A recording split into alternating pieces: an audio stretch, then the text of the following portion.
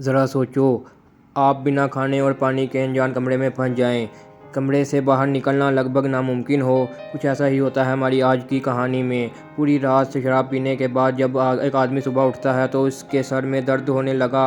वो अपने साइड में देखकर डर गया कि एक मरा हुआ चूहा बिल्कुल उसके बगल में पड़ा हुआ था।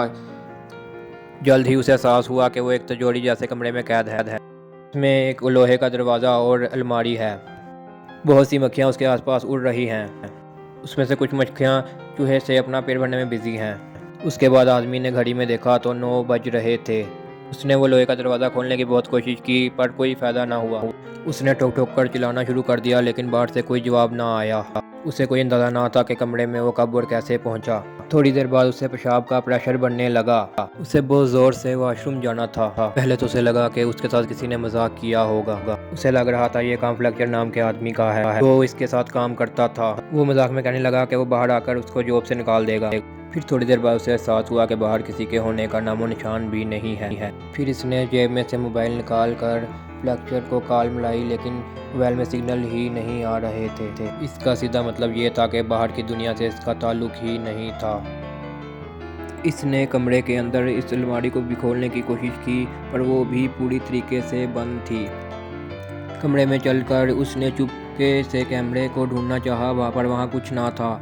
अब उसकी समझ में कुछ नहीं आ रहा था और धीरे धीरे उसका चिड़चिड़ापन गुस्से में बदलने लगा। उसने ज़ोर ज़ोर से अपने कुलीग पर चिल्लाना शुरू कर दिया। थोड़ी देर बाद वो थक कर रुक गया क्योंकि एक दिन से उसने कुछ भी खाया पिया ना था। फिर उसने चिल्लाकर कहा कि अगर उसे यहाँ से बाहर ना निकाला तो वो सबको पुलिस के हवाले कर देगा। लेकिन बाहर से कोई आवाज़ ना आई क्योंकि बाहर कोई ना। पूरा एक दिन गुजर गया था। अब उसने नींद से जाकर अपना मोबाइल देखा लेकिन फ़ोन भी उसके हाथ से छूट कर नीचे गिर गिर कर टूट गया। वहाँ ना खाना था ना पानी था, इसलिए उसे ज़िंदा रहने के लिए कुछ तो करना ही था।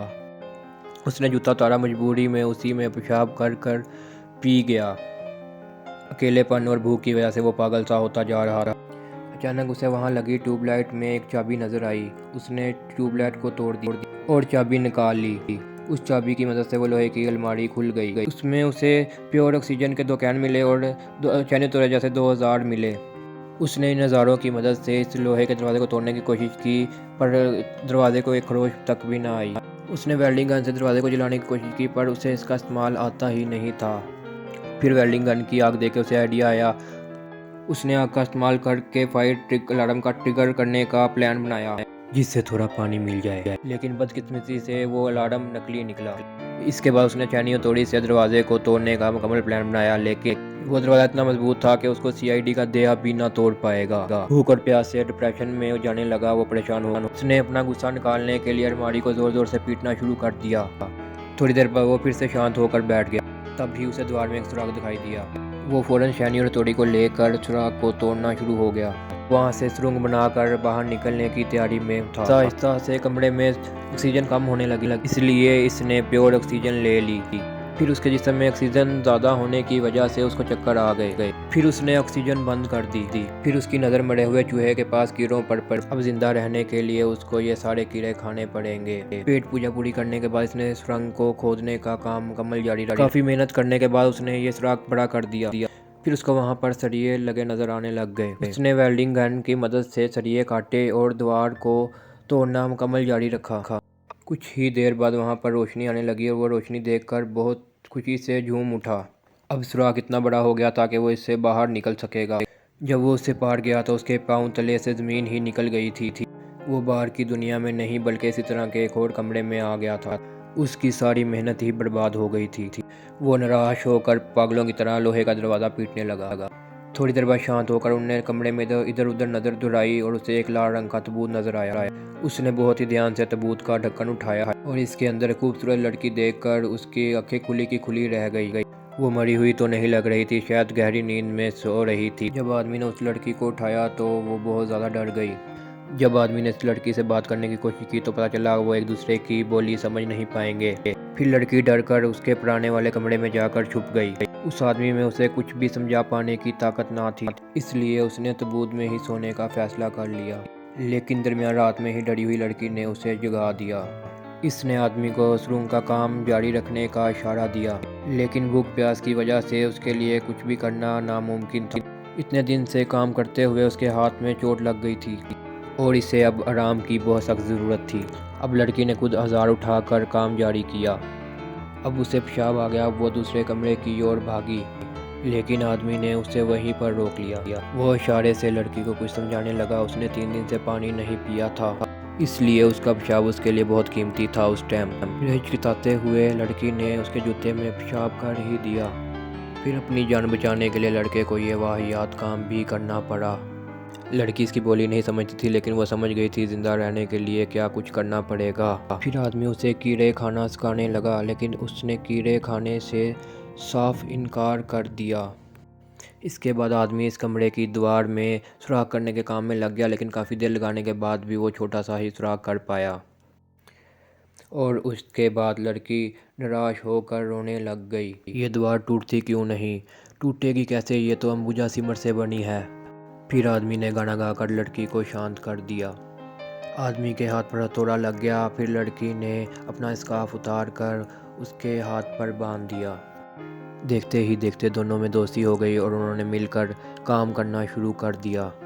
अचानक लोहे के दरवाजे का लॉक अपने आप खुलने लग गया। दोनों भागकर दरवाजे की ओर गए, लेकिन लॉक वापस अपनी जगह पर चला गया।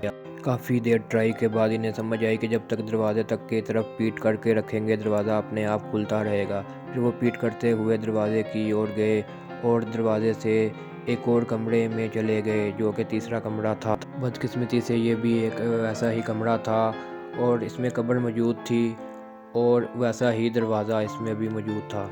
लड़की ने समझदारी दिखाई और वो पहले कमरे से भागकर तमाम औजार ले आई और इन दोनों ने मिलकर दोबारा ये दरवाजे को भी पहले की तरह खोलने की कोशिश की, लेकिन वो जो भी करते दरवाजे को कोई फ़र्क ना पड़ता। उसके बाद आदमी चक्कर खाकर गिर गया। लड़की अभी भी ठीक थी क्योंकि उसने कोई इतना काम नहीं किया था। अब आदमी के जिस्म में कराना शुरू हो गया। तभी उसे कैद करने वाले की असली ख्वाहिश का एहसास हुआ। आदमी को लगा इनमें से किसी एक को मरना होगा, तो फिर ही वो कब्र में जाएगा।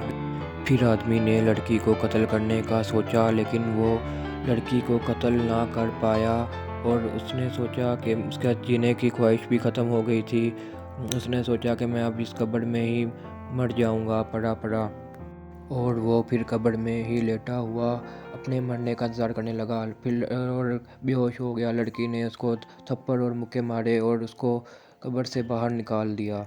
कब्र से बाहर निकालने के बाद वो दरवाज़े के पास जाकर ज़ोर ज़ोर से चिल्लाने लगी और कहती हमें यहाँ से बाहर निकालो, लेकिन बाहर से चूं की भी आवाज़ ना आई।